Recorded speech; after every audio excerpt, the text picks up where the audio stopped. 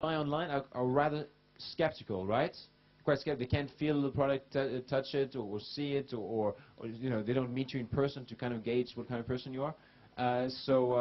But if over a long period of time, you stay the course and you contact them again and again and again, and they see that you're serious about this, they will begin to trust you. And then it will be easier to get them to the next level. And if they love the product at the next level, they will love the product, they will be interested. They will go, okay, well, this was tremendous value, and this was tremendous value. We're always talking about good products here. If your product is crap, then forget about it. None of this would apply, or wouldn't be sustainable. And they will then automatically graduate from one level to the next. So I guess what I'm saying is just focus on the mailing list and make sure you've got great products. Is that cool with everybody? Yeah?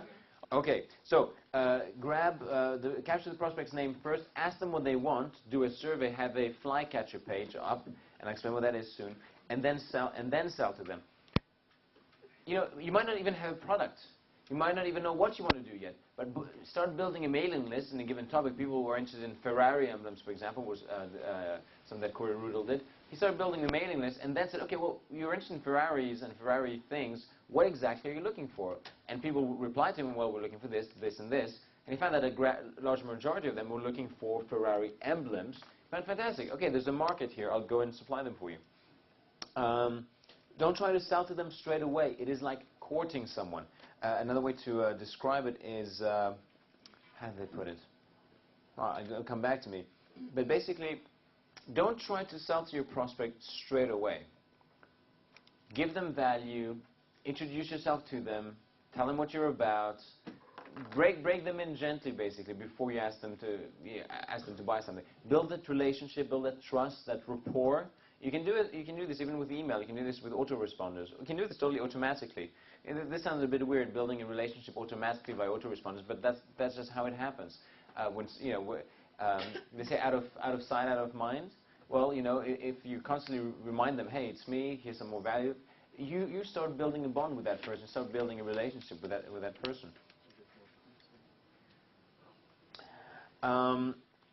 Write a great newsletter to keep them loyal and interested. Build a loyal following. Keys to a good newsletter. Okay, here are the keys to having a good newsletter. Make sure you inject your personality into it, because part of it is just showbiz. Have an opinion, create controversy, have a sense of humor, be quirky, be funny, be different, act a little crazy, zany, goofy, controversial. The more crazy you are, a lot of people are going to be put off, and but the majority of them will go, okay, well, this guy is, I don't like everything he says, but he's a little bit crazy. At least it's interesting. The last thing you want to do is bore them. And keep giving them value, keep them interested, and be consistent. This is an amazing thing when it comes to marketing. People think that the number one key determining how many sales you make in your business is the price, or the competition, or your product.